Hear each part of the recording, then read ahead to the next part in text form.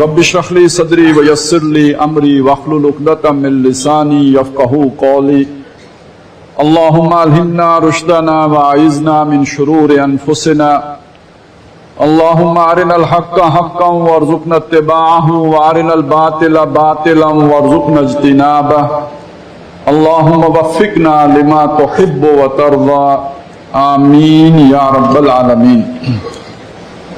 ہم ان نشستوں میں سورہ حجرات کا مطالعہ کر رہے ہیں۔ 9 آیات تک ہم نے مکمل کر لیا ہے مطالعہ۔ 10ویں آیت ہے جو ابھی میں نے آپ کے سامنے تلاوت کی ہے، اور یہ اس کے پہلے رکوع کی آخری آیت بھی ہے۔ آج ہم اسی ایک ہی آیت پر گفتگو کریں گے، اور پچھلی دفعہ میں نے خاص طور پر اسی لیے سے چھوڑ دیا تھا، آخری آیت ہونے کی حیثیت سے اس کو ہم شامل کر لیتے، 4-5 منٹ اور لگتے تو رکوع مکمل ہو جاتا ہے، لیکن اس کے اندر بعض دقیق مسائل میں چاہتا ہوں وہ سارے کھل کے ہمارے سامنے آ جائیں، اور اس دور کی یہ ضرورت بھی ہے کہ اس بھائی چارے کو جو اہل ایمان کے درمیان ہوتا ہے اس کو ہم سمجھ سکیں۔ تو ایک تو یعنی اس پر ہم نے گفتگو کرنی ہے۔ دوسرا جو جیسے کہ پہلے بات کہی گئی کہ یہ جو مومن آپس میں بھائی ہیں، تو ایک بھائی کو تکلیف پہنچے تو دوسرا بھائی اس پر نیوٹرل نہیں رہ سکتا۔ اگر بھائی چارے کا رشتہ ہے تو پھر اس کے ساتھ نیوٹرلٹی نہیں آ سکتی، تو وہ تو پھر بات صحیح ہو جاتی ہے کہ وہ تو پھر جانور والی بات ہو جاتی ہے۔ تو اس اعتبار سے بھی ضرورت ہے کہ ہمارے اوس پڑوس میں آگے پیچھے کیا ہو رہا ہے تو اس پر بھی ایک، اور ہمارا اس میں ذمہ داری کیا بنتی ہے بطور بھائی کے یا بڑے بھائی کے۔ لیکن سب سے پہلے تو اس آیت پہ فوکس کیجئے۔ فرمایا انما المؤمنون اخوۃ، بے شک ایمان والے تو بس بھائی ہیں۔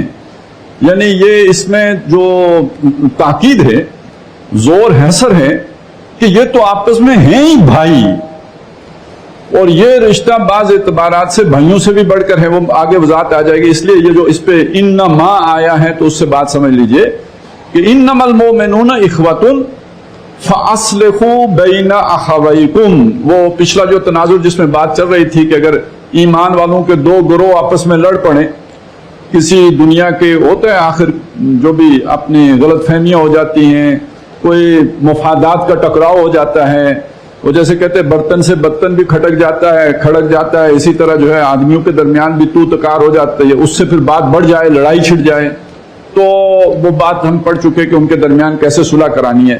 یہاں اسی کو مکمل کیا کہ اگر اس طرح کا کوئی لڑائی جھگڑا ہو جائے، کوئی آپس میں بدگمانیاں پیدا ہو جائیں، کوئی آپس میں کوئی جو ہے نا وہ شکر رنجیاں ہو جائیں، تو ان کے باقی مسلمانوں کا کام نیوٹرل ہونا نہیں ہے، بلکہ یہ کہ ان کے درمیان صلح کرانا ان کا کام ہے۔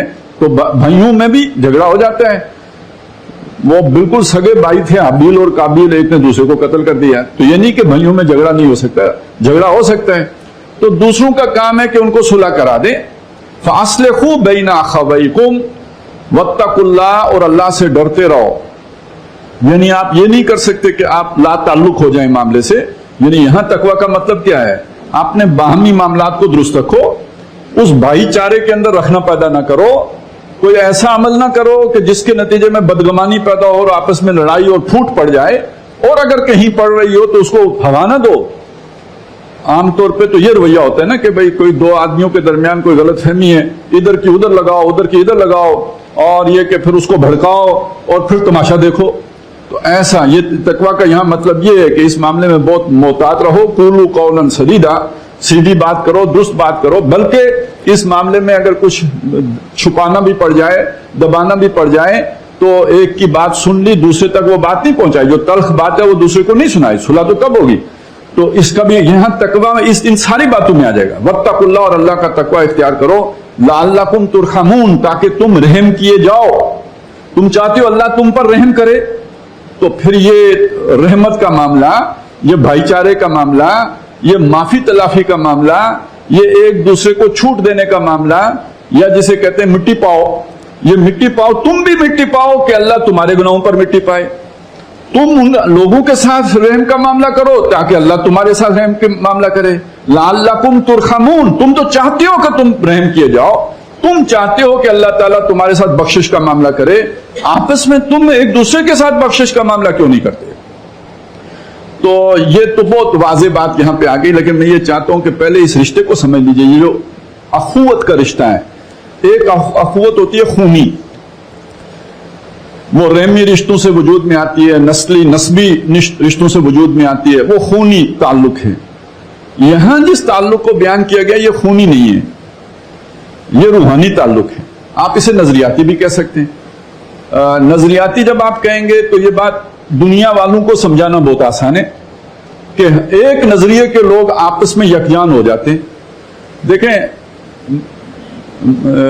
کامریڈ ہوتے تھے نا، یہ جو اب سرخ انقلاب والے کمیونسٹ، تو وہ ایک دوسرے کے لیے جو لفظ استعمال کرتے تھے وہ کیا ہے؟ کامریڈ۔ کیا مطلب؟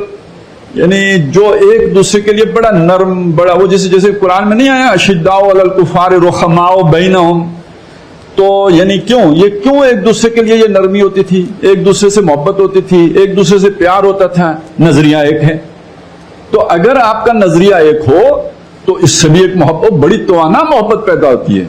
اتنی خونی رشتوں میں محبت نہیں ہوتی جتنی کہ ایک نظریے کی وحدت آپ کو جسے اتحاد عطا کر دیتی ہے، وحدت میں پرو دیتی ہے۔ تو ایک تو یہ نظریاتی، بہرحال اس کو سمجھانا بھی کوئی مشکل بات نہیں ہے۔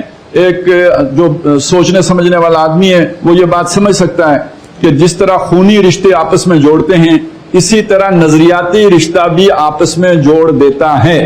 اور اکثر و بیشتر ہم نے ان آیات کی تشریح اسی انداز میں کی ہے، دیکھی ہے، پڑھی ہے کہ چونکہ صحابہ کرام توحید کے ماننے والے، اس نظریے نے ان کو اس طرح جوڑ دیا تھا، اس طرح باندھ دیا تھا، اس طرح ان کا تعلق بن گیا تھا۔ وہ اس کی مثالیں آگے میں آپ کے سامنے پیش کروں گا، لیکن عام طور پہ اس کو نظریے کے ساتھ ہی جوڑا جاتا ہے، اور اس میں کوئی حیرانگی کی بات نہیں ہے کہ نظریے سے بھی محبت پیدا ہوتی ہے۔ لیکن میں اس سے اگلی بات آپ کے سامنے رکھنا چاہتا ہوں۔ یہ ذرا بات آپ کو شاید جو ہے نا بعض لوگوں کو اچھی لگے، بعض کو نہ اچھی لگے۔ وہ کیا بات ہے؟ وہ انسان کا جو اللہ نے جو تخلیق کی ہے، تو یہ صرف حیوانی وجود ہی اسے نہیں دیا ہے، بلکہ یہ کہ اس کے اندر ایک روح بھی ڈالی ہے۔ اور یہ میں بہت دفعہ واضح کر چکا ہوں کہ روح اور جان مختلف چیزیں ہیں، یہ ایک چیز نہیں ہے۔ یہ اس غلط فہمی سے نکل جائیے۔ یہ زندگی، یہ وجود ہے، یہ جو ہاتھ ہیں، یہ پاؤں ہیں، یہ جو مٹی سے بنا ہوا وجود ہے، یہ تو اس زمین پر ملا ہے۔ ہمارا روحانی وجود اس سے پہلے کا ہے۔ کلزم ہستی سے تو ابرا ہے ماند حباب، اس ضیاء خانے میں تیرا امتحان ہے زندگی۔ یہ تو ضیاء خانہ ہے جس میں یہ وجود ملا ہے، وگرنہ یہ کہ تو اسے پیمانہ امروز و فردا سے نہ ناپ، جاویداں پہ ہم جواں ہر دم جواں ہے زندگی۔ وہ کون سی زندگی ہے؟ وہ روحانی زندگی ہے، اسے موت نہیں ہے۔ وہ تو ایک کیفیت سے دوسری کیفیت میں شفٹ ہوتی ہے۔ کیف تکفرون باللہ وکنتم امواتا فاحیاکم ثم یمیتکم ثم یحییکم ثم الیہ ترجعون۔ اس جسم پر تو یہ ایک موت آنی ہے، اس روح پر اس سے پہلے ایک موت آ چکی ہے، پھر موت آئے گی، پھر دوبارہ جو ہے زندہ کیے جائیں گے۔ تو معلوم ہوا اچھا موت بھی کیا ہے؟ موت کو نیند کی بہن کہتے ہیں نا، تو نیند میں بندہ مرا ہوا تو نہیں ہوتا۔ تو موت کا مطلب معدوم ہونا نہیں ہے، موت کا مطلب ختم ہو جانا نہیں ہے، موت کا مطلب کل عدم ہو جانا نہیں ہے، موت کا مطلب حالت نیند میں ہونا ہے۔ اور جو تخلیق ہے وہ اس سے پہلے کا عمل ہے۔ اور یہ صرف ایک جگہ نہیں ہے، سورہ مومن میں بھی بتایا کہ وہ جو جہنمی ہوں گے وہ اللہ سے فریاد کریں گے، اللہ ہمیں یہاں سے نکال۔ کیوں نکال؟ دلیل کیا ہے؟ ربنا امتنا اثنتین واحییتنا اثنتین، اے ہمارے رب تو نے ہمیں 2 دفعہ مارا اور 2 دفعہ تو نے ہمیں زندہ کیا۔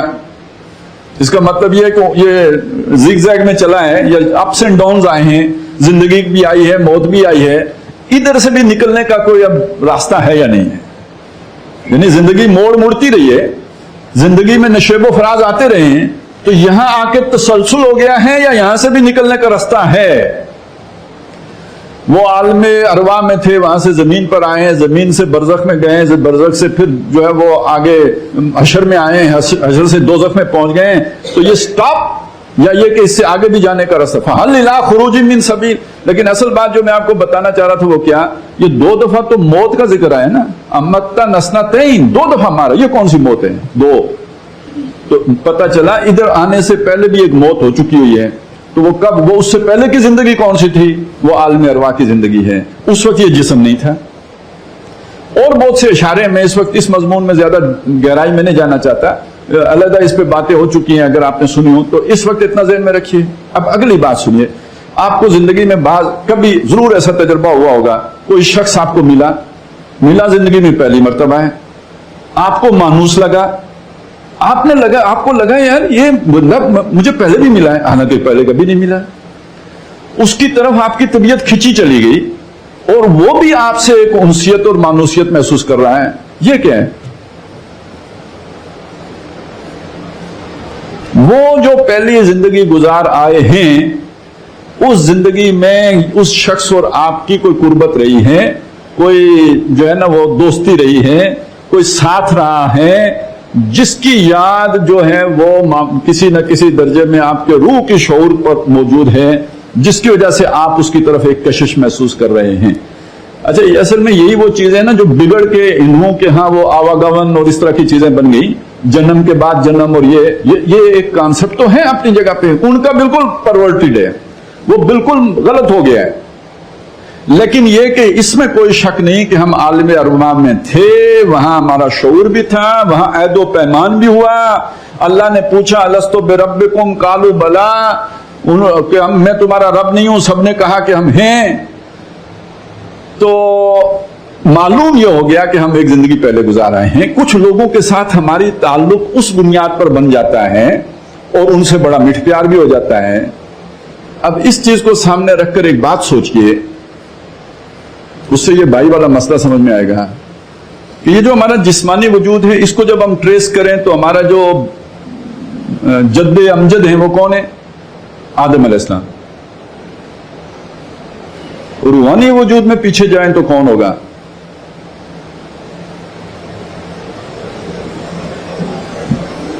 نہیں پہنچیں گے. محمد رسول اللہ. یہ تمام نوع انسانی کے لیے ہوں گے.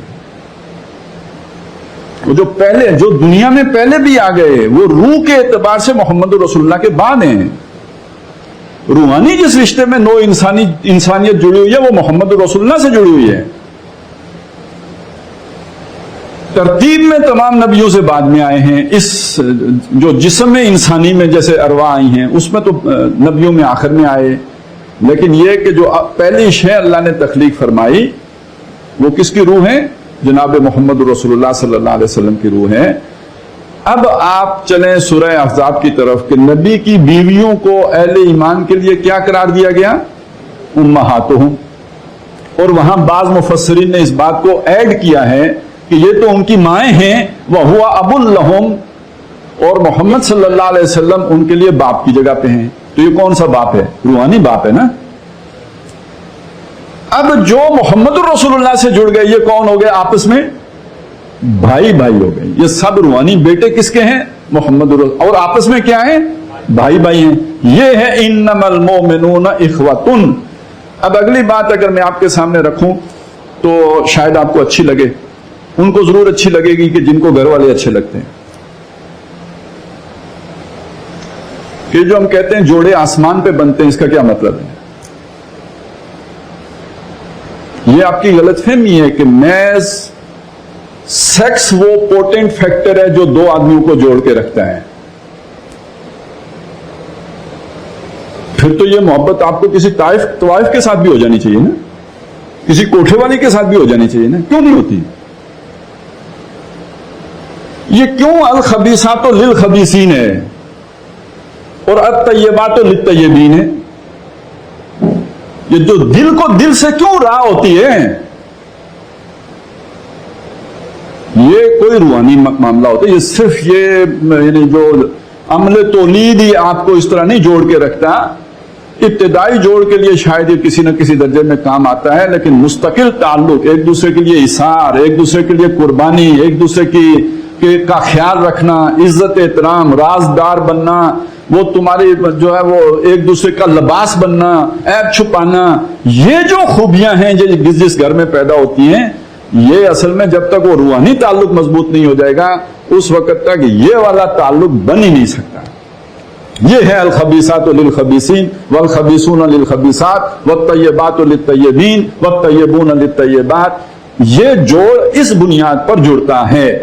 اور یہ تعلق ہوتا کیسے؟ ہم نے وہ مسلمان دیکھے ہی نہیں جن کا آپس کا یہ تعلق ہوتا ہے. ہاں, میاں بیوی بعض ایسے ہوتے ہیں جن کو اللہ تعالیٰ یہ ایک دوسرے کے لیے یہ محبت دے دیتے ہیں. اور اس کو حدیث میں تو کہا گیا کہ جس کو دنیا میں ایسی بیوی مل گئی اسے دنیا میں جنت مل گئی. یہ تعلق جن کا ہو گیا ان کو سمجھے نا کہ یہ کیا چیز ہے. یہ دنیا میں جنت ہے وہ دونوں کے لیے ہے, نہیں تو زندگی اجیرن ہے. آپ دنیا میں ٹینشن سے پریشان ہو کے گھر آئے تو وہاں نئی ٹینشن کھڑی ہے, وہاں نیا جو ہے وہ لانجا کھلا ہوا ہے آپ کے لیے, تو مسئلے ہیں. اور گھر آئے آپ کے لیے سکون ہے, آرام ہے, چین ہے. تو یہ چیز ہے کہ جو آپ کے لیے باعث اطمینان ہے, جو آپ کے لیے جیسے آپ کو جنت میں جا کے سکون آ گیا ایسے گھر میں آ کے سکون آ گیا. ایسٹ اور west, home is the best. تو وہ ہوم کو ہوم بنانے والی شے تو وہ آپ کی بیوی ہے نا, یا آپ کا جوڑا ہے. اس کے بغیر ہوم تو جو ہے وہ ہاؤس ہے. میرے مولا مجھے اتنا تو معتبر گھر کر دے, میں جس گھر مقام میں رہتا ہوں اس کو گھر کر دے. یعنی شادی کی فرمائش دعا یوں مانگی جا رہی ہے. تو کہنے کا مطلب یہ ہے کہ بھئی اصل میں تو یہ شے ہے کہ جو آپ کے دلوں کو ملانے والی ہے وہ روحانی تعلق ہے. یہ جوڑا آسمان پر بنتا ہے, یہ زمین پر نکاح سے نہیں بنتا. نکاح تو اس کی ایک ظاہری جو بھی ایک تعلق, ایک قانونی شکل ہے. یہ تعلق بنیادی طور پر ایک روحانی تعلق ہوتا ہے. اور مسلمانوں کو یہ جو کہا گیا کہ آپس میں بھائی بھائی ہیں, یہ جو مسلمان آپس میں بھائی بھائی ہیں, یہ یہ بھائی چارہ ہوتا کیسا ہے؟ سب سے پہلی بات سمجھیے کہ جو لوگ ہجرت کر کے مکے سے مدینے آئے تھے, اس کو اگر آپ یعنی صرف تاریخ کے سبق یعنی تاریخ کے واقعے کے طور پر نہ دیکھیں, اپلائی کر کے دیکھیں. اپلائی کر کے اس طرح دیکھیں کہ آج اگر ہندوستان سے 1 کروڑ آدمی ہجرت کر کے پاکستان میں آنا چاہے تو آپ انہیں قبول کر لیں گے؟ آپ کے شہر میں 5 لاکھ آدمی بسانا چاہے حکومت, آپ انہیں جو ابزارب کر لیں گے اپنے اندر؟ کیونکہ وہ آپ کے وسائل کو بھی تو کھائیں گے نا, وہ نوکریوں میں بھی تو حصہ لیں گے نا.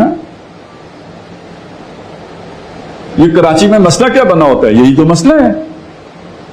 وہ بہاری جنہوں نے بنگلہ دیش کو تسلیم نہیں کیا تھا, یعنی اصلی پاکستانی, کہ جو بنگلہ دیش میں کیمپوں پہ رہنے پہ راضی ہو گئے, انہوں نے کہا ہم بنگلہ دیش کو تقسیم نہیں کریں گے. ہم انہیں لا کے پاکستان میں آباد نہیں کر سکے. کیوں نہیں کر سکے؟ کوئی شہر لینے کے لیے تیاری نہیں ہے, کوئی شہر لینے کے لیے تیار نہیں ہے کہ یہ تو آ کے ہمارے وسائل ہڑپ کر جائیں گے. کوئی نہیں تیار. یہاں تک کہ کراچی والے بھی لینے کے لیے نہیں تیار. یہ چیز سامنے رکھ کر دیکھیں کہ مدینے والوں نے کیسے لیے ہیں ان کو. وہ لوٹے پوٹے تو تھے, اور یہ نہیں کہ وہ پیدائشی لوٹے پوٹے تھے, نہیں, ان کے پاس بھی بڑے مال تھے, کاروبار تھے, سب کچھ تھا. انہوں نے سب کچھ محمد رسول اللہ پہ لٹایا تھا نا. للفقراء المہاجرین الذین اخرجوا من دیارہم واموالہم. وہ جو مہاجر ہوئے, جو فقیر بن گئے اور ہجرت کی اس لیے کہ وہ اور اپنے مال بھی چھوڑ دیے, گھر بھی چھوڑ دیے. کیوں؟ یبتغون فضلا من اللہ ورضوان. وہ اللہ کے فضل کے جویا تھے, اللہ کی رضا چاہتے تھے تاکہ اللہ راضی ہو جائے. اور اللہ کی رضا محمد رسول اللہ کی خوشنودی میں ہے, تو وہ ان کو راضی کرنے, ان کی اتباع میں, ان کی پیروی میں وہ بھی نکل آئے. وَيَنْصُرُونَ اللَّهَ وَرَسُولَهُ. صرف یہی نہیں تھا, وہ اللہ اور اس کے رسول کی مدد بھی کرنے کے لیے نکلے تھے. سب کچھ چھوڑ دیا, سب قربان کر دیا. وہ تو آگے, ادھر جو آگے بیٹھے ہوئے ہیں یہ کون ہیں؟ انہوں نے کیسے رسید کیا؟ وَالَّذِينَ تَبَوَّؤُوا الدَّارَ وَالْإِيمَانَ مِنْ قَبْلِهِمْ. جو وہاں پہلے سے رہتے تھے اور ایمان بھی لا چکے تھے اس سے پہلے ہی. يُحِبُّونَ مَنْ هَاجَرَ إِلَيْهِمْ. وہ محبت کرتے ہیں ان سے جو ان کی طرف ہجرت کر کے آئے ہیں. یہ کوئی ڈپلومیٹک سٹیٹمنٹ نہیں ہے, یہ کوئی سیاسی بیان نہیں ہے, اللہ بیان کر رہا ہے. اور اللہ کیوں مبالغہ کرے گا؟ یہ قرآن حق ہے نا, حق بات کہتے ہیں نا, تو یہ حق بات ہے. جو یحبون من ہاجر, محبت کرتے ہیں دل و جان سے ان سے جو ان کی طرف ہجرت کر کے آئے ہیں, اور جو ان کو دیا جاتا ہے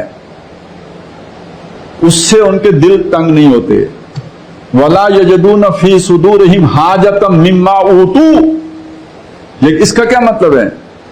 کوئی مال غنیمت آیا, حضور نے سوچا کہ یہ تو چلے اپنے گھروں میں رہتے ہیں، ان کے پاس تو سب کچھ ہے، یہ ان لٹے پٹے لوگوں کو دے دیں تو حصہ تو ان کا بھی تھا، وہ کہیں گے کہ ہمارا حق، ہم تو سپریم کورٹ جا رہے ہیں۔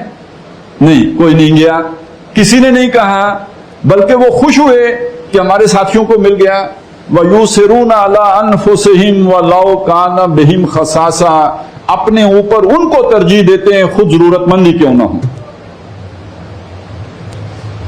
یہ تو قرآن مجید کی آیت میں نے آپ کو سنائی ہے۔ جو واقعات جو نقل ہو کے آئے ہیں، شاید آج ان پر ویسے پڑھ لیں ہم، کوئی اعتراض نہ کریں، بڑی غنیمت ہے، ان پر یقین کرنا مشکل ہو جاتا ہے۔ ہم سگے بھائی کو ایک فٹ جگہ دینے کے لیے تیار نہیں ہوتے جلدی جلدی۔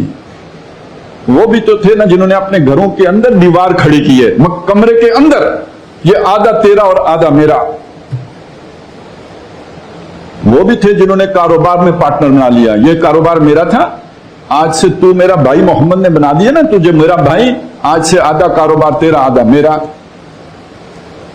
اور یہاں بات رکی نہیں، جس کی 2 بیویاں تھیں اس نے کہا بھائی ان میں سے میں ایک کو طلاق دینے کے لیے تیار ہوں، تم ہاتھ رکھو۔ انما المؤمنون اخوۃ کا مطلب سمجھ میں آیا نا؟ اور یہ صرف ایک جگہ نہیں ہے، یہ تو میں نے صرف ایک جگہ سے آپ کے سامنے ایک مثال پیش کر دی ہے۔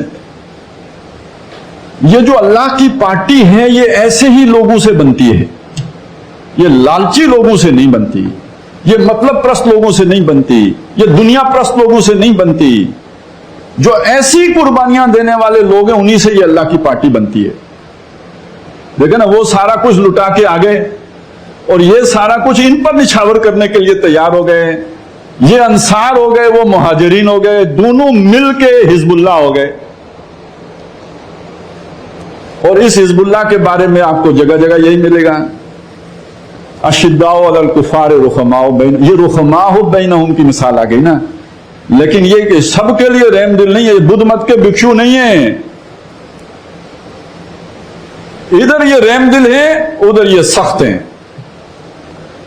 بہت سخت ہیں، ان کے موقف میں شدت ہے، شدت پسند ہے۔ وَلْيَجِدُوا فِيكُمْ غِلْظَةً، یہ کافر لوگ تمہارے اندر سختی پائیں، یہ قرآن کا حکم ہے مسلمانوں کو، ادھر نرمی ادھر سختی۔ یہ ازداد آپ کے اندر مومن کے کردار کے اندر جمع ہیں، ضد چیزیں، 2 مختلف چیزیں اس کے کردار کے، ایک کے لیے سخت، ایک کے لیے نرم۔ اسی کو لے کے آگے چلیں تو سورہ مائدہ میں یہ بھی بتایا گیا کہ وَمَن يَتَوَلَّ اللَّهَ وَرَسُولَهُ وَالَّذِينَ آمَنُوا فَإِنَّ حِزْبَ اللَّهِ هُمُ الْغَالِبُونَ۔ تو جو یہ ہے نا جنہوں نے دوستی کی اللہ سے، جنہوں نے دوستی کی رسول سے، اور جنہوں نے یہ دوستی کی سچے ایمان والوں سے، یہ اللہ کی پارٹی ہے جو غالب آنے والی ہے۔ اور یہ جس جگہ پہ آیا ہے نا سورہ مائدہ میں، جس مقام پہ آیا ہے، یہ اس رکوع کی آخری آیت ہے۔ اس رکوع کی پہلی آیت کیا ہے؟ یا ایھا الذین آمنوا لا تتخذوا اليہود والنصارى اولیاء بعضهم اولیاء بعض ومن یتولہم منکم فانہ منہم۔ اے وہ لوگوں جو ایمان لائے ہو، یہود و نصارہ کو دوست نہ بنانا، وہ ایک دوسرے کے دوست ہیں، جو کوئی تم میں سے ان سے دوستی کرے گا وہ ان میں سے ہوگا۔ اب واضح ہو گیا کہ مومن جو ہوگا، اللہ والا، جس کے دل میں واقعی ایمان ہے، اس کی دوستی کس سے ہوگی؟ کافروں کے مقابلے میں مسلمانوں سے ہوگی۔ سورہ آل عمران میں فرمایا لا يتخذ المؤمنون الکافرین اولیاء من دون المؤمنین۔ یہ ایمان والوں کو زیبا نہیں ہے، ہرگز نہ بنائیں وہ دوست کافروں کو ایمان والوں کے مقابلے میں۔ ہو سکتا ہے آپ کے مفادات کافروں کے ساتھ جڑے ہوئے ہوں، تجارت ہے، یہ ہے، وہ ہے، ایمان والوں کے مقابلے میں آپ کافروں کو دوست نہیں بنا سکتے۔ باقی آپ ان سے دوستی کر کے راضی تو کر ہی نہیں سکتے۔ لن ترضى عنك اليهود ولا النصارى حتى تتبع ملتهم، کبھی بھی یہ تو ہو ہی نہیں سکتا۔ قرآن کہہ رہا ہے اچھا یہ بھی بتا رہے ہیں آپ کی کمزور، چونکہ سادہ لوگ ہیں، چکر میں آ جاتے ہیں، شیطان کی جو ہے نا پھندے اس میں پھنس جاتے ہیں، تو جیسے خود ہوتے ہیں ویسے دوسروں کو حسن ظن قائم کر لیتے ہیں. تو قرآن نے یہ بھی بتایا ہاں انتم اولئک تحبونہم ولا یحبونکم، یہ تم ہو جو ان سے محبت کرتے ہو، وہ تم سے محبت نہیں کرتے ہیں.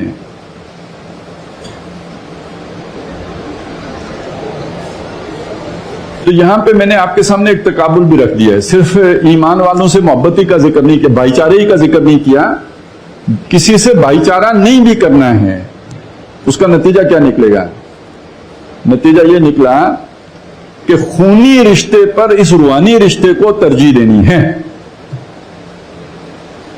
غزوہ بدر میں اگر اس طرف سے آپ کا سگا بھائی آ گیا ہے کفر کی طرف سے، تو آپ نے اپنے اس روحانی بھائی کی بچاؤ میں اپنے خونی بھائی کی گردن اڑا دینی ہے.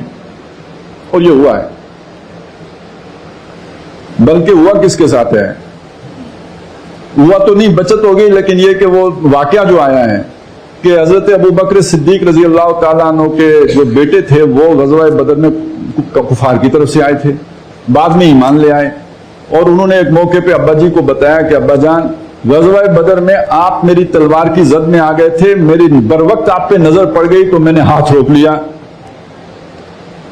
باپ کا جواب سنیے، بیٹا تم کفر کے لیے لڑ رہے تھے اس لیے تم نے میرا خیال کر لیا، خدا کی قسم میری تلوار کی زد میں آئے ہوتے تو کبھی نہ ہاتھ روکتا. یہ واقعہ بھی آپ کو مل گیا. اچھا ویسے فطری طور پر کیا ہوتا ہے؟ بیٹے اتنا خیال نہیں کرتے ماں باپ کا جتنا ماں باپ اولاد کا خیال کرتے ہیں. یہاں الٹی گنگا بہ رہی ہے. بیٹے نے خیال کیا، باپ کہتا ہے خدا کی قسم ذرا بھی نہ بچتے تم. تو میں ثابت کیا کرنا چاہتا ہوں، زیادہ قوی رشتہ کون سا ہے، زیادہ مضبوط بھائی چارہ کون سا ہے، زیادہ مضبوط بنیاد کون سی ہے؟ تو بھائیو یہ کیا ہے؟ یہ اسلام ہے.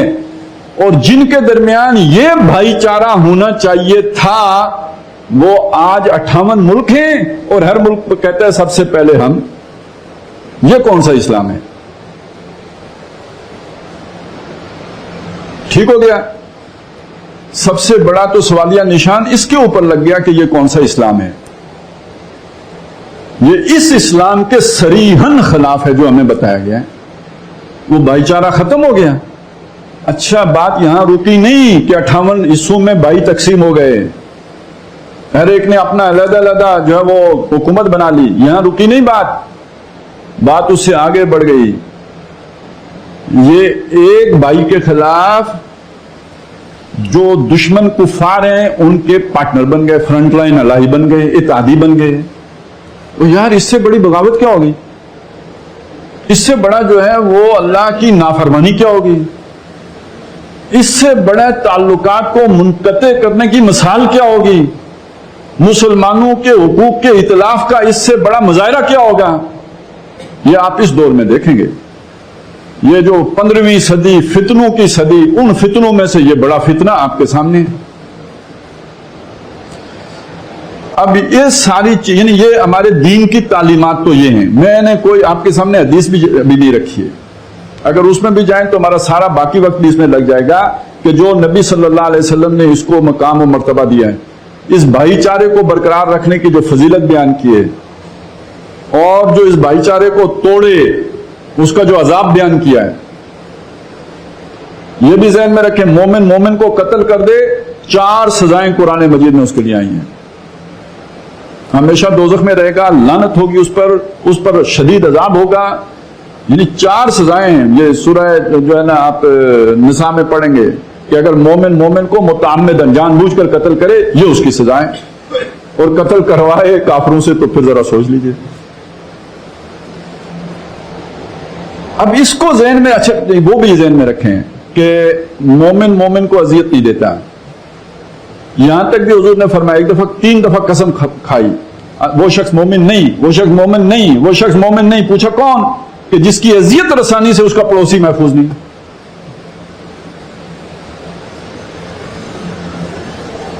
اب آگے چلیں، ذرا اس کو بس اپنے ذہن میں رکھیں گے. میں دوسرے کچھ حالات کی تصویر آپ کے سامنے رکھوں گا، پھر اس کو جوڑیں گے آپس میں.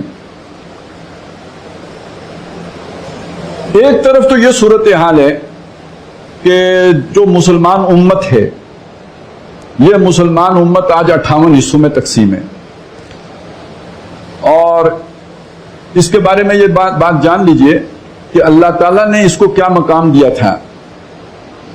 یہ حضرت ابراہیم علیہ السلام کی دعا ہے نا، ربنا وجعلنا مسلمین لک ومن ذریتنا امۃ مسلمۃ لک، اے ہمارے رب، یعنی ابراہیم علیہ السلام اور ان کے بیٹے اسماعیل علیہ السلام دونوں دعا مانگ رہے ہیں، اے ہمارے رب ہم دونوں کو اپنا فرما بردار بنا، نمبر 1، اور نمبر 2 ہماری اولادوں میں سے ایک ایسی امت، فرما برداروں کی امت کھڑی فرما جو تیری دل و جان سے بندگی کرنے والی ہو، تابعدار ہو، فرما بردار ہو، امتم مسلمۃ لک، جو تیری فرما بردار ہو۔ اس دعا کی قبولیت ہے جو محمد رسول اللہ صلی اللہ علیہ وسلم کی بعثت ہوئی اور اس کے نتیجے میں ایک امت وجود میں آئی۔ اسی اگلی اس دعا کے آگے یہی آتا ہے وَبَعَثْ فِيهِمْ رَسُولًا مِّنْهُمْ، وہ فرما برداروں کی جو امت ہو ان میں ایک رسول مبعوث فرما جو انہی میں سے ہو، یتلو علیہم آیاتک ویعلمہم الکتاب والحکمت ویزکیہم، جو ان کو تیری آیات پڑھ کر سنائے، جو ان کو کتاب اور حکمت کی تعلیم دے، ان کا تزکیہ کرے۔ یہ دعا، اس دعا کا نتیجہ ہے کما ارسلنا فیکم رسولا منکم یتلو علیکم آیاتنا ویزکیکم ویعلمکم الکتاب والحکمہ، یہ وہ امت بن گئی۔ اچھا، اس میں اس امت کے ذمہ ایک کام لگا، کام کیا ہے؟ ان دونوں آیات کے درمیان وہ کام آ گیا ہے۔ یہ 14واں رکوع ہے نا جس میں اس امت کا ذکر آیا، وہ دعا آئی وَبَعَثْ فِيهِمْ رَسُولًا، یہ 14واں رکوع ہے، 15ویں رکوع میں یہ آیا۔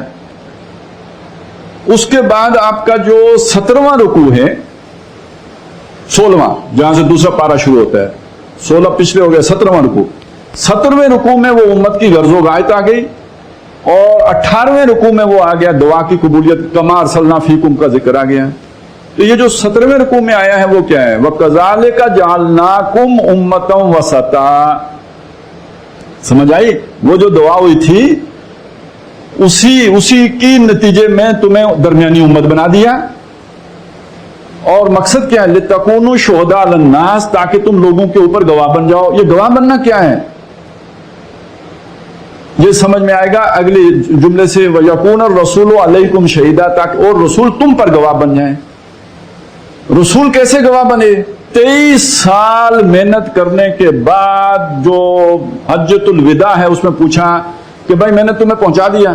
لوگوں نے کہا جی آپ نے پہنچا دیا، بلکہ پہنچانے کا حق ادا کر دیا۔ انک نشہد انک قد بلغت الرسالۃ وادیت الامانۃ کشفت الغمہ ونصحت الامۃ وکشفت الغمہ، آپ نے پہنچانے کا حق ادا کر دیا، آپ نے حق نصیحت ادا کر دیا، آپ نے حق خیرخواہی ادا کر دیا، آپ نے برائی کے پردے چاک، ہم گواہ ہیں اس پر۔ یہ ہوتی ہے گواہی، اور یہ ذمہ تھی کس کے؟ اللہ کی طرف سے نبی اکرم صلی اللہ علیہ وسلم پر، اس امت پر آپ نے گواہ بننا ہے۔ انہوں نے پوچھا، میں نے اللہ کا پیغام پورا پہنچا دیا، انہوں نے مان لیا۔ اب حضور نے فرمایا اللہم اشہد، تم بھی گواہ رہنا۔ اللہ کو کہا کہ گواہ رہنا کہ یہ مان لیا انہوں نے، اور اس کے بعد ان سے جو لوگ موجود تھے ان سے کہا فَلْيُبَلِّغِ الشَّاهِدُ الْغَائِبُ، اب جو موجود ہیں ان تک پہنچائیں جن تک نہیں پہنچا۔ یہ ہے تَكُونُوا شُهَدَاءَ عَلَى النَّاسِ۔ مطلب کیا ہوا کہ اللہ نے نبی بھیجے تاکہ آخرت میں کوئی بندہ یہ بہانہ نہ بنائے کہ مجھے پتہ نہیں تھا، نبی آ کے بتاتے رہے۔ اب ختم نبوت کے بعد یہ ذمہ داری امت کے پاس ہے، کافروں کو تلقین کرنا، نصیحت کرنا، تبلیغ کرنا، تبشیر کرنا، انذار کرنا، ان تک دین کی بات پہنچانا امت کے ذمہ ہے، جیسے پہلے نبیوں کے ذمہ تھا۔ مختصر الفاظ میں بات یہ ہو گئی۔ یہ کام امت کرے گی تو یہ اسی طرح حفاظت، اللہ کی حفاظت میں رہے گی جس طرح کے نبی حفاظت میں ہوتے تھے، رسول حفاظت میں ہوتے تھے۔ اور یہ کام چھوڑ دے گی تو پھر تو بچت کی کوئی رستہ نہیں ہے۔ ایک بات یہ ذہن میں، یعنی یہ تباہی آئے گی اس کے اوپر، بربادی آئے گی اس کے اوپر، اور یہ بربادی اور یہ تباہی نتیجہ ہوگا اس کام کے چھوڑنے کا۔ تو یہ میں نے مختصر بات رکھی ہے، یہ تفصیلی ہو سکتی ہے لیکن میں نے مختصر اس لیے رکھی ہے کہ صرف یہ بتا دوں کہ اللہ کے اذن کے بغیر تو کچھ بھی نہیں ہوتا. تو آج ہمیں اگر مار پڑ رہی ہے تو ہماری اپنی کسی غلطی کے نتیجے میں پڑ رہی ہے, اور وہ غلطی یہ نہیں کہ ہم نے نمازیں کم پڑھی ہیں, اور وہ غلطی یہ نہیں کہ صبح کی نماز میں کم لوگ ہوتے ہیں. نہ, اصل غلطی یہ ہے کہ وہ فریضہ ہم ادا نہیں کر رہے ہیں, بطور امت وہ ذمہ داری ادا نہیں کر رہے ہیں. اگر کوئی ایک ملک کے اندر بھی وہ اللہ کا دین قائم کر کے ہم نے دنیا کو دکھایا ہوا ہوتا تو کم نمازیوں کے ساتھ بھی, کیونکہ فرض کفایہ تھا نا, ادا ہو گیا ہوتا, تو باقیوں کے لیے رحمت نازل ہو سکتی, پھر نمازیں بھی بن سکتے تھے, پھر ہمیں جو ہے نا اور اعمال کی بھی توفیق ہو سکتی تھی. اصل نیس, اصل منحوس ہونا, اصل نجاست یہ گندا نظام ہے جس کو ختم کیے بغیر آپ اللہ کی وہ جو حجت ہے وہ قائم ہی نہیں کر سکتے دنیا والوں کے اوپر, جس کی کہ مار پڑ رہی ہے. لیکن اب آئیے اگلی چیز کی طرف جو اصل میں آپ کے سامنے رکھنا چاہتا ہوں کہ اس مار کے نتیجے میں ہوا کیا, تفرقہ بن گئے, 58 بن گئے, اور ایک حصہ جو ہم ہیں یہ جو خاص طور پہ وہ عربی تو اس طرف رہ گئے, بیچ میں ایران آ گیا, ایک یہ ماورا النہر یہ ایران جو افغانستان سے پیچھے جو ازبکستان اور کردستان اور یہ جو سارے یہ ان کو اس طرف کر دیجئے, یہ ایک ہمارا حصہ ہے جسے ہم بر عظیم پاک و ہند کہتے ہیں. یہ بنگلہ دیش ہے, یہ انڈیا ہے, یہ ساتھ پاکستان ہے. یہ جو ممالک ہیں جسے انگریز بر صغیر کہتے تھے, تو یعنی ایک بر اعظم ہوتا ہے تو اس کے مقابلے میں بر صغیر, تو ویسے تو یہ جس نے بھی یہ ٹرم ایجاد کی ہے کوئی عجیب سی ہے, صغیر تو چھوٹے سے کو کہتے ہیں, تو جو بر اعظم کے مقابلے میں چلیں کوئی عظیم کہہ لیں تو پھر بھی بات بن جاتی ہے. لیکن چلیں چلانے جو بھی ہے, جسے بر صغیر پاک و ہند کہہ لیں یا بر عظیم پاک و ہند کہہ لیں, یہاں آج تقریباً سارے رلا ملا جلا کے کوئی 70-80 کروڑ مسلمان آباد ہیں. تھوڑے سے نہیں ہیں, 70-80 کروڑ ہیں. لیکن یہ کہ یہاں تاریخی طور پر یہ حقیقت معلوم ہے کہ سب سے پہلے تو اسلام جو آیا تھا وہ تاجروں کے ذریعے سے آیا, لیکن وہ بہت اس کا اثر و رسوخ بہت تھوڑا تھا.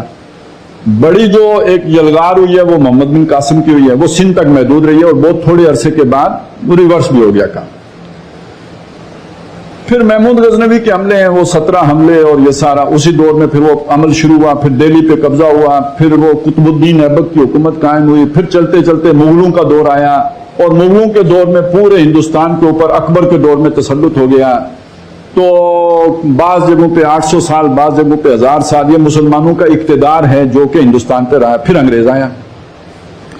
انگریز نے آ کے ایک کام کیا کہ یہاں پہ یہ جو دو قومیں آباد تھیں, ہندو اور مسلمان, اور یہ آپ سوچ لیجئے کہ اگر مسلمان کی ذہنیت اس طرح کی ہوتی جیسی آج مودی کی ہے تو ہندوستان میں تو کوئی ہندو باقی نہ بچتا. یہ پروپیگنڈا ہے, یہ جھوٹ ہے کہ مسلمان ظالم تھے. مسلمانوں نے ہندوؤں کے ساتھ بڑی کشادہ دلی سے, بڑی وسعت نظری سے, بڑی کھلے ڈلے انداز میں معاملہ کیا. ہماری دین کی تعلیمات یہ سے آپ کسی کی جو ہے وہ عبادت خانہ جو ہے وہ برباد نہیں کر سکتے, تباہ نہیں کر سکتے. یہ تو ہمارے دین کی بنیادی تعلیمات میں سے. تو میں یہ بتا رہا تھا سب سے طاقتور حکمران کون تھا؟ اکبر. اور اکبر آپ کو پتا ہے وہ کتنا ماڈریٹ تھا, وہ تو دینی اکبری لے کے آ گیا تھا نا.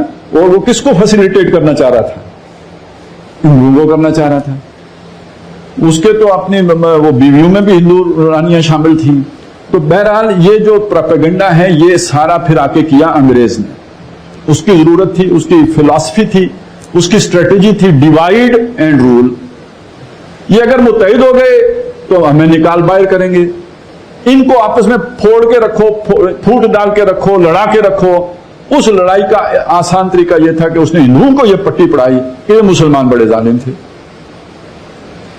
چنانچہ انگریز کے یہاں ہوتے ہی اسی دور میں ہندوؤں کے اندر ایک مسلمانوں کے خلاف نفرت پروان چڑھنا شروع ہو گئی, جس کو ہمارا دینی طبقہ نہیں محسوس کر سکا. آپ یہ بات سمجھ لیں کہ جب پاکستان بن رہا تھا تو ہمارے مذہبی طبقے کی جو لیڈرشپ تھی, ٹاپ لیڈرشپ, اس نے تحریک پاکستان کا ساتھ کیوں نہیں دیا؟ وہ ذہنی طور پر اس دور میں تھے جو انگریز کے آنے سے پہلے کا دور تھا. وہ یہ سمجھتے تھے کہ ہم پہلے بھی اکٹھے رہ رہے تھے, ہم اب بھی اکٹھے رہ لیں گے. عام مسلمان ان کی طرف کیوں نہیں گیا اور وہ مسلم لیگ کی طرف کیوں آ گیا؟ عام مسلمان کو روزمرہ کے امور میں ہندو سے پالا پڑتا تھا، وہ جانتا تھا کہ ہندو بدل چکا ہے، یہ وہ ہندو نہیں ہے، اس کے اندر اب نفرت کا جو ہے وہ ناگ جو ہے وہ پھن پھیلائے بیٹھا ہوا ہے، یہ اب ہمیں گوارا کرنے کے لیے تیار نہیں، ہمیں اپنی آئیڈینٹی بچانے کے لیے، اپنی شناخت بچانے کے لیے، اپنی معیشت سیاست بچانے کے لیے علیحدہ ملک بنانا ہوگا۔ تو یہ مت سمجھیے یہ کوئی نئی جو چیز ہے، یہ اس وقت بھی تھی۔ ہاں، گاندھی جیسا بندہ اندر کیا تھا اس کو چھوڑیے، اوپر وہی بات تھی جیسے ہمارے علماء کہہ رہے تھے، وہ بھی سمجھتا تھا، یا کہتا کم از کم یہ تھا مل جل کر رہ سکتے ہیں، ہم بھائی ہیں، ہم دھرتی کے بیٹے ہیں، یہ ہے وہ، یہ اس کی کہانی تھی۔ لیکن پٹیل، نہرو، ان کی سوچ بالکل مختلف تھی۔ اس لیے بعض لوگ تو کہتے ہیں یہ پاکستان تو بنایا ہی پٹیل نے، یعنی اس کی وہ نفرت بھری باتیں، کوئی روم دینے کے لیے تیار نہیں تھا، اس لیے آپ ایک ملک علیحدہ بنانا پڑ گیا۔ لیکن یہ کہ لوگ ہجرت کر کے آئے بھی، بہت سے لوگ ہندوستان میں رہ گئے جو اب بھی وہاں پہ، وہ خود مانتے بھی ہیں 20-22 کروڑ تو انڈین مانتے ہیں، لیکن یہ کہ کہتے ہیں 25 کروڑ سے بھی زیادہ لوگ ہیں، جان بوجھ کے ان کی وہ کم بتاتے ہیں۔ دوسری طرف یہ بات سمجھ لیجئے کہ وہ جو نفرت تھی اس وقت، ان کی سیاسی پارٹی صرف ایک تھی، کانگریس، لیکن وہ جو نفرت تھی وہ جو موجود تھی وہ آہستہ آہستہ ایک دوسری جگہ پہ جمع ہو رہی تھی۔ وہ راشٹریہ سیوک سنگھ جو تھی، جو 1920 کے آس پاس بن گئی تھی، اس کے پلیٹ فارم میں پھر وہ تبدیل ہوتی چلی گئی، اور اسی کی ایک رکن تھا جس نے گاندھی کو قتل کر دیا تھا۔ یعنی اتنے شدت پسند لوگ تھے کہ وہ گاندھی کی جو امن والی باتیں تھی وہ انہیں گوارا نہیں تھی، وہ انہیں نفرت کی نگاہ سے دیکھتے تھے، اور اس نے گاندھی کو قتل کر دیا، اس لیے کہ تم پاکستان کے بارے میں اتنے نرم دل کیوں ہو۔ تو یہ کوئی نئی بات نہیں ہے، یہ جو سخت مزاج کا اور نفرت کرنے والا اور کسی دوسرے کو گوارا نہ کرنے والا ہندو ہے، یہ پاکستان بنتے وقت بھی موجود تھا، اس کے بعد بھی رہا، لیکن یہ کہ اوپر کانگریس کا جو ہے نا کور رہا۔ پھر چلتے چلتے جب ان کی تعداد بہت بڑھ گئی تو پھر انہوں نے اپنی ایک سیاسی ونگ بھی بنا لیا جس کو آپ بی جے پی کہتے ہیں۔ ویسے ان کے وہ دوسرے جو شدت پسند گروپ ہیں وہ بھی کئی ہیں، راشٹریہ سیوک سنگھ بھی ہے، شیو سینا بھی ہے، اچھا اسی طرح جو ہے اور بھی ہیں جو، لیکن پیچھے سے یہ ایک ہی کنیکشن ایک ہی ہے، اور سخت ترین مسلمانوں کے دشمن۔ ان کی بنیادی فلسفی کیا ہے؟ یہ دھرتی کے بیٹے ہیں اور یہ سمجھتے ہیں کہ یہ مسلمان باہر سے آئے، پہلی بات تو یہ باہر سے آئے، جو کنورٹ ہو گئے یہ ناپاک ہو گئے، ان کے ہاں تو اچھوت کا تصور ہے نا، جو کنورٹ ہو کے مسلمان ہو گئے یہ اچھوت ہو گئے، یہ ناپاک وجود ہے دھرتی کے اوپر، یہ دیوتاؤں کی سرزمین ہے، اس سرزمین پر رہنے کا حق صرف اس کو ہے جو دیوتاؤں کو مانتا ہے، جو دیوتا کو مانتا نہیں وہ جینے کا حق نہیں رکھتا۔ یہ تو آج سے 20-25 سال پہلے ان کا یہ نظریہ تھا کہ مسلمان کے دو استھان، قبرستان یا پاکستان۔ اب ان کی حکومت ہے، اور حکومت کس کے پاس ہے؟ اس شخص کے پاس ہے جو ڈکلیئرڈ ٹیررسٹ ہیں۔ جب وہ گجرات کا وزیر اعلیٰ تھا تو جو کچھ اس وقت مسلمانوں کے خون کی ہولی کھیلی گئی، امریکہ میں اس کے جانے پہ پابندی تھی۔ اس کا مطلب کیا ہوا؟ اوپر ریاست کی طاقت سمیت سپریم کورٹ کے سمیت ہائی کورٹ کے پوری مشینری، پولیس، اس کے اندر کون ہوگا؟ فوج، اس کے وہاں کون ہے آفیسر؟ وہ ایک بیٹا اگر کسی ماں کا RSS میں ہے تو دوسرا بیٹا جو ہے وہ فوج میں ہوگا، خالہ کا بیٹا جو ہے وہ پولیس میں ہوگا۔ تو یہ تو سب تو ایک ہو گئے۔ فلسفی وہ ہے، ان کے جو ان کا میڈیا آگ اگلتا ہے وہ آپ کے سامنے ہے، اور دنیا یہ کہہ رہی ہے، مسلمان کوئی چوں نہیں کر رہا، غیر مسلم بول رہے ہیں کہ انڈیا میں مسلمانوں کی نسل کشی کا منصوبہ روبہ عمل ہے۔ منصوبہ مستقبل کے لیے نہیں، شروع ہو چکا ہے۔ اور ہم کس میں لگے ہوئے ہیں؟ پڑوس میں ایٹمی طاقت نمبر 1 سمیت ہم اس میں لگے ہوئے ہیں کہ حکومت کس کی ہونی چاہیے، اور ادھر کی کوئی پرواہ نہیں۔ ہمارا میڈیا کوئی خبر نہیں دے رہا ہے، हमारे सियासी रहनुमा उस सूरत-ए-हाल पर कुछ बोल नहीं रहे। यहां आवाम को कुछ पता नहीं है। उससे आगे चलें, मजहबी रहनुमा मदरसे की तरफ मैली आंख से देख लें तो सारे एक, मुसलमानों के साथ ये सारा कुछ हो जाए, किसी को कोई चूं, कोई बयान, कोई बात, कोई आवाज, कुछ नहीं सुनेंगे, सब चुप, सांप सौंधा हुआ है। जो कुछ खबरें आ रही है तो सोशल मीडिया के जरिए से जो कोई शेयर कर दे तो आ जाए, वो भी ट्रेंड नहीं बनता, इक्का दुक्का बातें आप कोई व्हाट्सएप पे आ जाए या इस तरह आ जाए, क्योंकि फेसबुक के ऊपर किसका कंट्रोल है? वो भी सारे इंडियंस बैठे हुए हैं। यही हाल आपके ट्विटर का है, बहुत कुछ हो तो व्हाट्सएप पर कुछ वीडियोस आ जाएं वहां की तो आ जाएं, उसके अलावा आपके पास कोई खबरें नहीं आती, कोई बयान नहीं। वहां की लीडरशिप भी ड्राक दी गई है, कोई बोलता नहीं। अब मैं आपके सामने फिर वापस भाईचारे की तरफ आता हूं।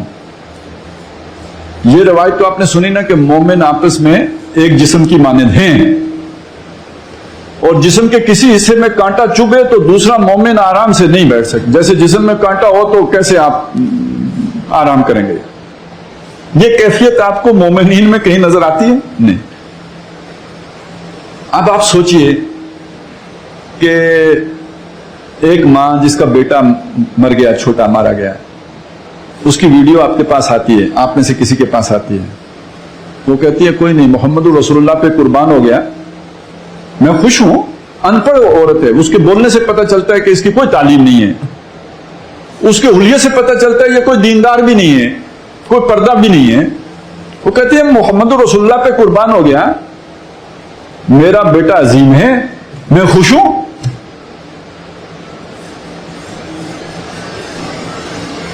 आप इस चीज को आप एक महसूस करेंगे या नहीं करेंगे? आपके जज्बात को ये चीज जला देगी या नहीं देगी?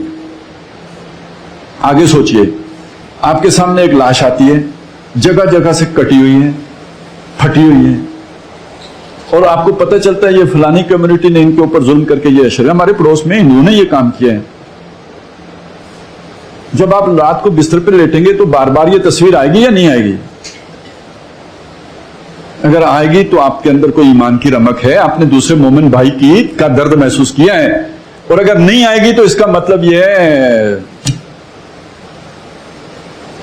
गैरत नाम था जिसका गई तैमूर के घर से। ये खबरें क्यों नहीं आ रही? खबरें इसलिए नहीं आ रही कि ये डर है कि आवाम के अंदर ये गैरत मौजूद है। मेरी बात समझे? खबरें क्यों नहीं आ रही? खबरें इसलिए नहीं आ रही कि ये डर है कि आवाम के अंदर ये गैरत मौजूद है, और मेरा यकीन है कि ये गैरत मौजूद है। इन हालात में भी अभी पिछले दिनों यानी महंगाई यहां पे पहुंच गई है, गरीब रगड़ा जा रहा है, भूख से लोग जो है नंडाल हो रहे हैं, इसमें भी वो गैलप वाले आ गए ऊपर से लोगों से ये पूछने के लिए कि आपको पाकिस्तान से मोहब्बत है, अगर पाकिस्तान पर हमला हो जाए तो आप पाकिस्तान के लिए लड़ेंगे। ये सर्वे क्यों कराया गया? उनको तवक्को ये होगी कि अब तो मायूस हो गए होंगे। 96% ने कहा लड़ेंगे। आई समझ में? है अगर कोई खतर तो इसी उम्मत से, लेकिन इस उम्मत के लीडरों से नहीं है। खतरा है तो आवाम से है, और इस पर अल्लाह का शुक्र अदा करना चाहिए कि आवाम का यह जज्बा भी मरा नहीं है। खंजर चले किसी पे तड़पते हैं हम अमीर, सारे जहां का दर्द हमारे जिगर में है। ये तो खास हमारी कौम पर बात यह जो है बहुत हद तक सादिक आती है।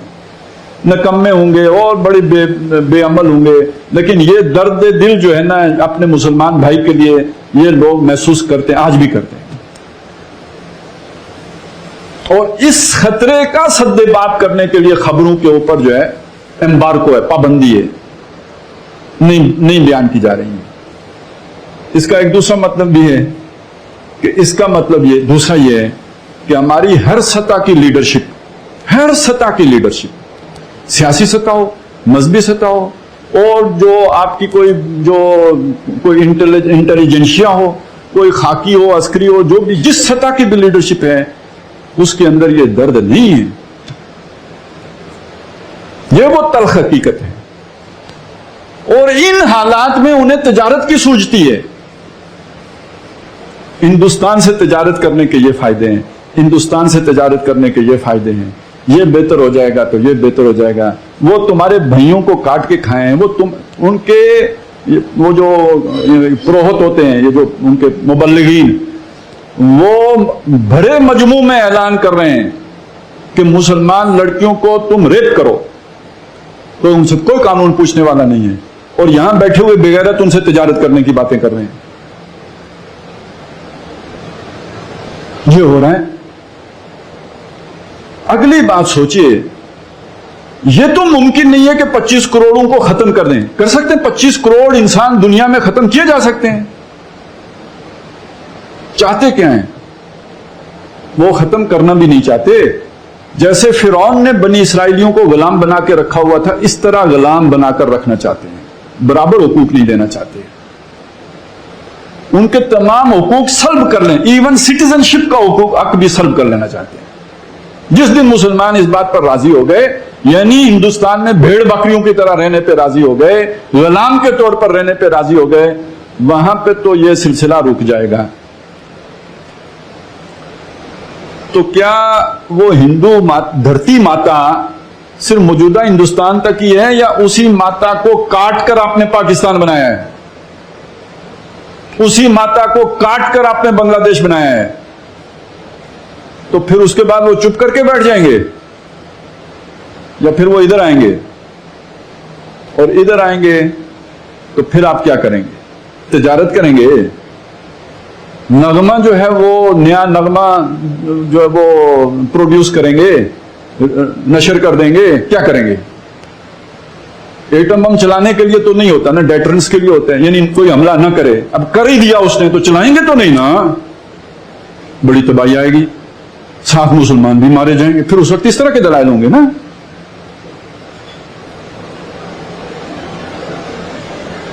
تو روایتی جنگ لڑیں گے. لڑ سکتے ہیں آپ اس معیشت کے سر پر. یہ سمجھ لیں لڑائی آپ کے ساتھ بھی جاری ہے، ہو رہی ہے، اس وقت بھی ہو رہی ہے.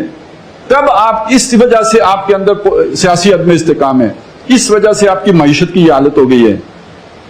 آپ ادھر سے کمزور کیے جا رہے ہیں. یہ پورے بر عظیم کے مسلمانوں کو در حقیقت یہ چیز غلام بنانے کے منصوبہ ہے. اور سارے عالمی شیطان ایک پلیٹ فارم پر ہے. نیچرل الائی ہے نا، خبیث کا نیچرل الائی ہوگا، طیب کا نیچرل الائی ہوگا. ہمارے بھی جو خبیث ہیں وہ انہی کے ساتھ دوستی میں چاہتے ہیں، تجارت بھی چاہتے ہیں، دوستیاں بھی چاہتے ہیں، ادھر ہی اپنے بچے لے جا کے پڑھانا بھی چاہتے ہیں، سیٹل بھی وہیں ہونا چاہتے ہیں، دولت بھی وہیں رکھنا چاہتے ہیں. تو الخبیثات للخبیثین، یہ صرف میاں بیوی کے لیے ہی تو نہیں ہے. ہر قسم کے خبیث دوسرے قسم کی خبیث کے ساتھ ہی جوڑ پسند کرتا ہے.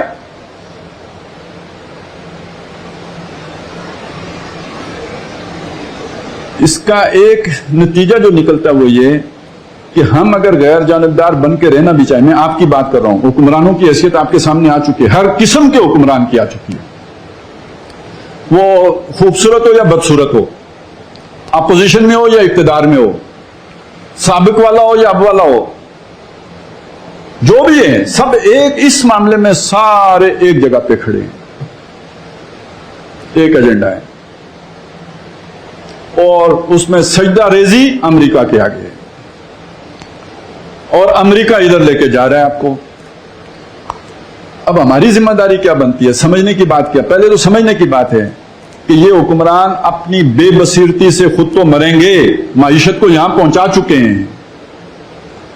یا آپ سمجھتے ہیں سیاسی رہنماؤں نے نہیں پہنچائی، وہ جن عقل والوں نے پہنچائی ہے، جو اپنے آپ کو بہت عقل مند سمجھتے ہیں، نیا منصوبہ لے کے آ جاتے ہیں، نیا پروجیکٹ لانچ کر دیتے ہیں.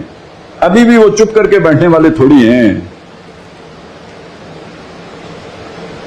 جو لڑنے والا ہوتا ہے نا، اس کی بندوق میں جب تک آخری گولی بھی ہوتی ہے تو وہ تو فائرنگ کرتا ہی رہتا ہے نا، چھوڑتا تو نہیں. مینٹلٹی ہے یہ بھول جائیں کہ کوئی بیک فٹ پہ چلا جاتا ہے، کوئی نیوٹرل ہو جاتا ہے. جس کے اتنے معاشی مفادات ہوں، نیوٹرل ہونا یار کیسے ممکن ہے؟ دکاندار نیوٹرل ہو کے سودا کدھر بیچے گا؟ کوئی نیوٹرل نہیں ہوتا. صرف یہ دکھاوے کی باتیں ہوتی ہیں. نیا منصوبہ پک رہا ہوگا، پتہ نہیں اب صدارتی نظام آئے گا، ٹیکنوکریٹس کی حکومت آئے گی، کیا نیا گند مچے گا. یہ بھول جائیں کہ کچھ نیا نہیں سوچا جا رہا ہوگا. یہ تو عارضی انتظام ہے جو ہے. تو وہ عقل مند جنہوں نے ملک کو یہاں پہنچایا ہے وہ تو اپنا بٹھا چکے اور انہیں پتا ہے کہ آگے کیا ہونا ہے, اس لیے اپنی دولت تو جا کے رکھی ہے باہر, انہوں نے تو پھر کر کے اڑ جانا ہے. اور اکثر و بیشتر فارغ ہوتے ہی, یعنی جو ہی وہ اپنے کام سے فارغ ہوتے ہیں تو اڑ ہی جاتے ہیں, ادھر تو ہوتا ہی کوئی نہیں. پیچھے رہ جائیں گے آپ اور میں, اور وہ جو بلڈوزر چلنا ہے وہ ہمیں پہ چلنا ہے. تو اگر وہ بھائی والی رگ نہیں بھی جاگتی, وہ جو میں نے جہاں سے بات شروع کی تھی, تو چلیں اپنی جان بچانے والی رگ تو جاگنی چاہیے کہ شور مچائیں, چیخیں, چلائیں. میڈیا خاموش ہے تو چلیں آپ کے پاس سوشل میڈیا کا ٹول تو ہے, وہ جو کچھ آ رہا ہے, جو کچھ ہو رہا ہے, جو اس کو بیان کریں, لوگوں تک پہنچائیں, شاید قوم جاگ جائے. اور ایک بات یاد رکھیں کہ ابراہیم علیہ السلام کے لیے جو آگ جلائی گئی تھی نا, اس میں ایک چڑیا اپنی چونچ میں پانی لا کے اسے بجھانے کی کوشش کر رہی تھی. اس سے کیا بجھے گی؟ لیکن وہ چڑیا آج مجھے یاد آ رہی ہے, اس کے اس عمل کی وجہ سے یاد آ رہی ہے نا. آپ نے کیا بننا ہے؟ نیوٹرل. سوچ لیں, یا یہ کہ جو بھی اللہ نے ہمیں جتنی طاقت دی ہے, جو صلاحیت دی ہے, جو چونچ دی ہے, اتنا پانی تو اس آگ پہ ڈالنے کی کوشش کریں. اور اس میں کوئی نفرتی پیدا کرنے کی ضرورت نہیں ہے. بڑی بات یہ ہے کہ بھئی ہندوؤں کو بھی ویسے کوئی سمجھائے, کوئی مت دے ان کو کہ یہ تم ہندوستان توڑو گے. یہ بات تھی جو ہم پاکستان میں کہتے تھے کہ طالبان آ گئے تو پاکستان نہیں بچے گا, ٹوٹ جائے گا. شدت پسندی کے ساتھ بھی اس زمانے میں کوئی ملک نہیں چل سکتا. اسی سے سمجھ لیجئے جو کچھ ہندوستان میں ہو رہا ہے یہ ہندوستان نہیں بچے گا, لیکن ہماری تو جو ہے وہ بھلکس نکلے گا. کوئی سمجھا سکتا ہے تو یہ سمجھائے, لیکن اس کے ساتھ ساتھ دیکھیے اگر یہ ہمارے حکمرانوں کو ہم دباؤ ڈالیں, پریشر ڈالیں, بات اگر لوگوں تک پہنچ جائے اور لوگوں کی رائے ہموار ہو جائے تو یار دھمکی تو لگائی جا سکتی ہے نا. اگر تم نے یہ کیا تو پھر ہم یہ ضیاء الحق نے جا کے لگائی تھی یا نہیں لگائی تھی کہ اگر مسلمانوں پر تم نے ظلم نہ روکا تو پھر ہم یہ کریں گے. وہ عربوں کے سامنے چلیں, وہاں بھی حکمرانوں کو چھوڑیں, عرب عوام کے سامنے تو یہ ساری ویڈیوز پہنچائی جا سکتی ہے نا. یہ 5th جنریشن کے جو ہم نے بھرتی کیے ہوئے تھے ان کو اس کام پہ لگایا جا سکتا ہے نا. وہاں پہ پہنچے چلے, انہیں نوکریوں سے نکالیں ہندوؤں کو, اس سے بھی کوئی پیغام تو چلا جائے گا نا. یہ بھائی ہیں, ہندوستان کے مسلمان کا درد ایک عربی مسلمان برداشت محسوس کرتا ہے, پاکستانی مسلمان محسوس کرتا ہے. یہ پیغام تو جانا چاہیے دنیا کو. اور اگر یہ وہ بات آ جائے ہمارے حکمرانوں کی طرف سے, واضح پیغام چلا جائے, تو بہرحال مشرک آدمی کے اندر اتنی طاقت اور جرت نہیں ہوتی کہ وہ کوئی بڑا کام جو ہے نا, جو کوئی جان قربان کرنے کی حد تک جو ہے نا وہ جا سکے. یہ تو اللہ کی سنت کے خلاف ہے نا. مشرک کی یہ عادت نہیں ہے. اور ہندو ہے بھی بنیا کاروباری, اسے کاروباری نقصان جب دیکھے گا ادھر عرب میں ادھر یہاں, تو وہ بالکل لائن پہ آ سکتا ہے. ایسے یعنی جنگ کیے بغیر بھی بہت کچھ ہو سکتا ہے. البتہ یہ جس طرح ہم لیٹے ہوئے ہیں, جس طرح چپ ہیں, جس طرح خاموش ہیں, یہ تو نہ ان کی جان بچ سکے گی نہ ہماری بچ سکے گی. آخری بات یہ عرض کر دوں اس معاملے میں, ہمارے اوپر ایک اور ذمہ داری بھی ہے. دیکھیے میں نے یہ کہا تھا نا, ایک ہمارا خونی رشتہ ہوتا ہے, ایک ہمارا نظریاتی رشتہ ہوتا ہے, ایک ہمارا روحانی رشتہ ہوتا ہے. اب روحانی رشتے کا تقاضا کیا ہے وہ تو پہلے بات آ گئی.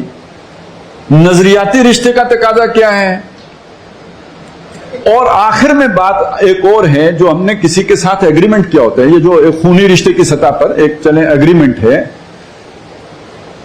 قائد اعظم سے سوال کیا گیا کہ آپ مسلمانوں کی طاقت کو منقسم کر کے انہیں کمزور کر رہے ہیں, اور آپ علیحدہ ملک بنا لیں گے تو جو ہندوستان میں مسلمان باقی رہ جائیں گے ان کی حفاظت کا کیا بنے گا. تو کیا جواب دیا, ہندوستان میں رہ جانے والے مسلمانوں کی حفاظت پاکستان کی ذمہ داری ہوگی. کیسی حفاظت فرما رہے ہیں جی؟ خیر قائد اعظم کو کون پوچھتا ہے، بس مزار قائد اعظم کا خیال رکھتے ہیں. قائد اعظم کے جو سیئنگز ہیں، جو ان کے فرمودات ہیں، جو ان کے کہی ہوئی باتیں ہیں، اس کی لاج کون رکھے؟ کس کو قائد اعظم کی پرواہ ہے؟ وہ رکھیں جنہوں نے انہیں مرنے کے لیے چھوڑ دیا ایمبولینس میں. وہ رکھیں گے کہ جنہوں نے ان کی بہن کو غدار بنایا تھا. تو اسی سے یہ بات بھی سمجھ لیجئے، عوامی حاکمیت سے خوف کون محسوس کرتا ہے؟ یہ صرف آپ کی حکمرانی محسوس نہیں کرتے، امریکہ بھی کرتا ہے. کیوں؟ یہ ول وہ ہے جو ان کے اندر وہ بھائی چارہ بھی ہے، ان کے اندر وہ آفاقیت بھی ہے، ان کے اندر وہ امت مسلمہ کا تصور بھی ہے، ان کے اندر اسلام سے محبت بھی ہے، پاکستان سے محبت بھی ہے. تو اگر ان کی بات کی طرف لوگ آ گئے، ان کے پسندیدہ جو ہے وہ کام شروع ہو گئے، تو یہ دنیا کو قبول نہیں ہے. ان کو قابو کر کے رکھو، ان کو کیپ کر کے رکھو، ان کو دبا کے رکھو، کبھی صدارتی نظام کی پٹی کے ذریعے سے اور کبھی جو ہے وہ لاڈلے کے پٹی کے ذریعے سے، کبھی ایک پروجیکٹ تو کبھی دوسرا پروجیکٹ. عوام کو نہیں اٹھنے دینا، ان کی کہیں ول جو ہے وہ پریویل نہ کر جائے. تو بہرحال آخری جو اس ضمن میں جو منظر ہے آگے کا، تباہی بھی ہے، بربادی بھی ہے، پتہ نہیں، ہم نہیں جانتے کیا آئے گا، لیکن جو آئے گا وہ ہمارے اپنے ہاتھوں کے کیوں کا نتیجہ ہوگا. کون سا کیا؟ یہ جو ہم نے اللہ کے دین کو پیٹھ دکھائی ہے. عوام پر بھی جو مصیبت آئے گی اسی کے نتیجے میں آئے گی، لیکن یہ عذاب اس طرح کا نہیں ہوگا کہ جس میں جڑ کٹ جاتی ہے. ایک عذاب آیا نا، جیسے قوم نوح کی جڑ کٹ گئی. جیسے اللہ تعالیٰ نے یہودیوں پر ایک عذاب بھیج کے انہیں ہمیشہ کے لیے راندہ درگاہ کر دیا، اس امت کا یہ معاملہ نہیں ہے. یہ تباہی آئے گی، یہ بربادی آئے گی، اصل میں مسلمانوں کو بدلنے کے لیے آئے گی، مسلمانوں کا گند صاف کرنے کے لیے آئے گی، مسلمانوں کی بزدلی مٹانے کے لیے آئے گی، مسلمانوں کو ایک جینین حقیقی فطری لیڈرشپ دینے کے لیے آئے گی، گندے لیڈرز مٹانے کے لیے یا بھگانے کے لیے آئے گی. اور بالآخر غلبہ اسلام میں پوری دنیا پر بھی ہونا ہے، پورے ہندوستان پر بھی ہونا ہے. یہ تو پوری دنیا کی قسمت یہ ہے کہ آسماں ہوگا سحر کے نور سے آئینہ پوش، اور ظلمت رات کی سیما پا ہو جائے گی. پھر دلوں کو یاد آ جائے گا پیغام سجود، پھر جبیں خاک حرم سے آشنا ہو جائے گی. آنکھ جو کچھ دیکھتی ہے لب پہ آ سکتا نہیں، میں وہ حیرت ہوں کہ دنیا کیا سے کیا ہو جائے گی. شب گریزاں ہوگی آخر جلوہ خورشید سے، یہ چمن معمور ہوگا نغمہ توحید سے. پوری دنیا. ہندوستان کے بارے میں شاہ ولی اللہ کی پیشن گوئی ہے، ایک وقت آئے گا اونچی ذات کے ہندو سارے مسلمان ہو جائیں گے. اصل میں یہی وہ ظلم ہوگا کہ جس کے اندر وہ انسانیت کی کوئی رمق باقی ہوگی تو وہ اس پر ریئیکٹ کرے گا، وہ حقیقت کی تلاش میں اٹھے گا.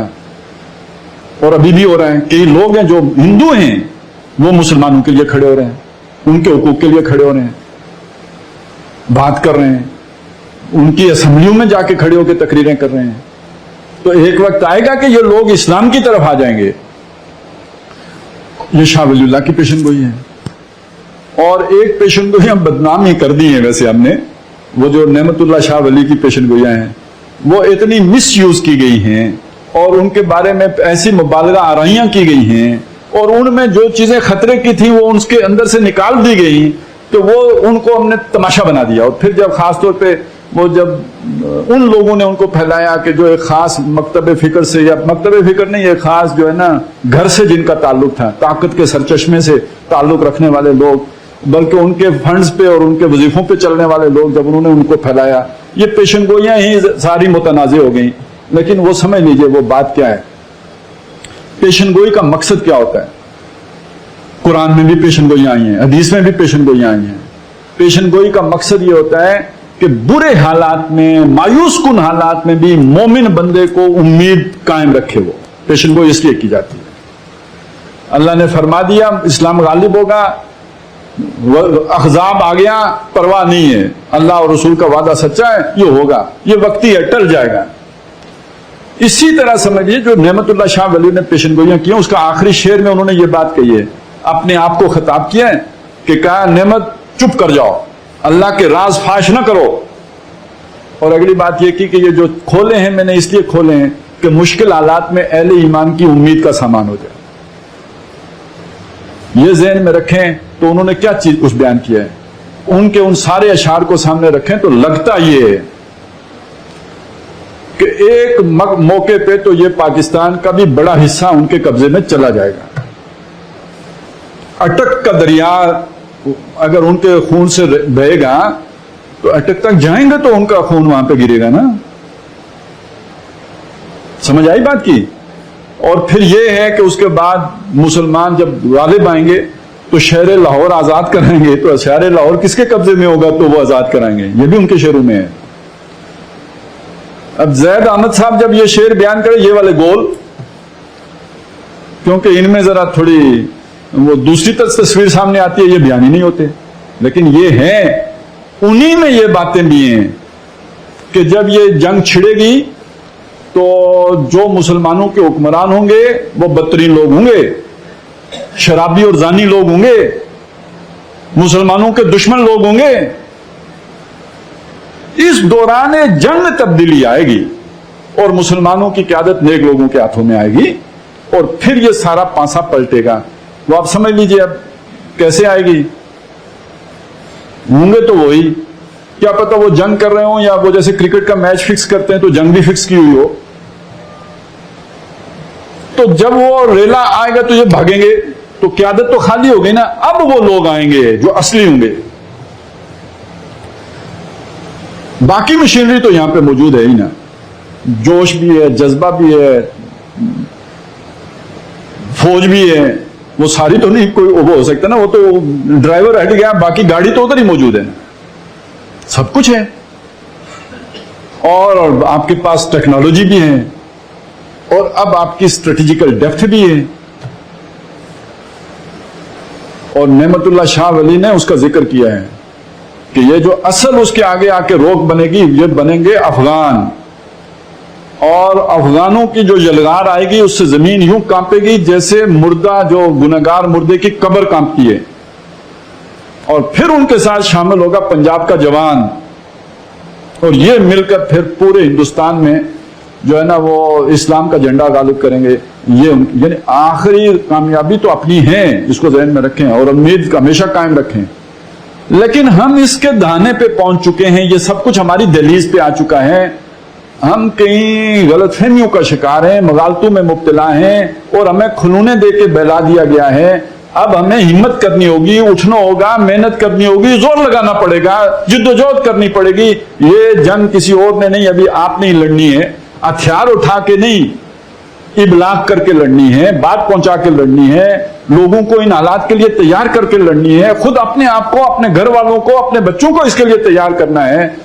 ہم نے وہ کام نہیں کرنا کہ جو ہلاکو خان کے موقع پہ مسلمانوں نے کیا کہ وہ سروں کے مینار بنے اور اگر کوئی کمانڈر کہہ جاتا تھا کہ تم ادھر کھڑے رہو مسلمانوں، میں آ کے تمہاری گردن کاٹوں گا، وہ کھڑے رہتے تھے.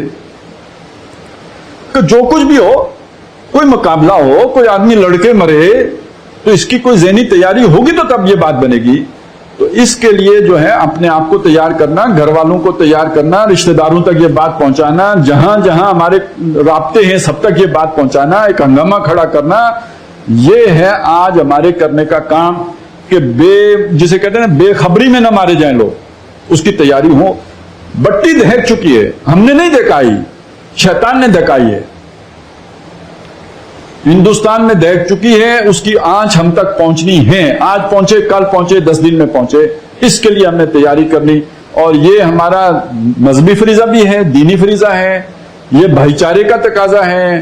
یہ ہم نے جو بٹوارا کر کے علیحدہ ملک حاصل کیا اور وہاں پہ باقی مسلمانوں کو اکلوتا چھوڑ آئے، وہ ذمہ داری ہمارے اوپر ہے. جو ہمارے لیڈر نے جس کو کمٹ کیا تھا، اس سب کا تقاضا ہے کہ ہم یہ کام کریں اور اپنے حکمرانوں پر بھی اس کے لیے دباؤ ڈالیں کہ بھائی اس میں جینے کا، بلکہ ان کو تو یہ بھی بتائیں یار اپنی معیشت بہتر کرنے کا طریقہ بھی یہی ہے.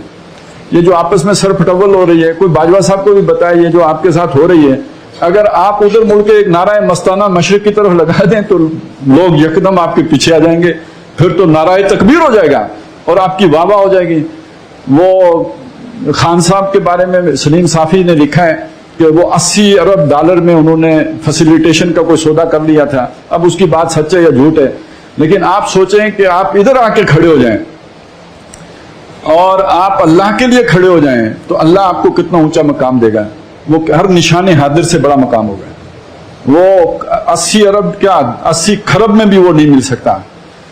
تو اس قوم کے اندر کو تو ایسا ہیرو چاہیے. تو اپنے ان جو بھی خود ساختہ ہیرو ہیں یا سو کالڈ ہیرو ہیں, ان کو بھی سمجھانے کی ضرورت ہے کہ بھائی آپ کو اس کام کے لیے چاہتی ہے آپ کے قوم کہ آپ کھڑے ہوں, وہ آپ کے پیچھے کھڑی ہو جائے گی.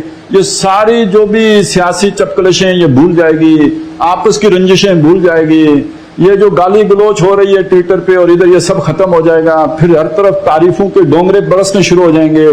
تو آپ کے لیے بھی بہتر اسی میں. اور سب سے بڑھ کر یہ ہے کہ جب آپ کی معیشت یہاں پہنچ گئی ہو تو پھر ایک ہی حل باقی رہ جاتا ہے کہ مرنے سے پہلے کسی کے ساتھ کچھ ہاتھ دو کر لیں, نہیں تو کل بندوق بیچنی پڑے گی. بھائی پیٹ میں آٹا نہیں ہوگا تو توڑا لانے کے لیے بندوق آدمی دیتے ہیں نا, پستول بیچتا ہے, سامان گھر کا بیچتا ہے, تو بیچنا پڑے گا.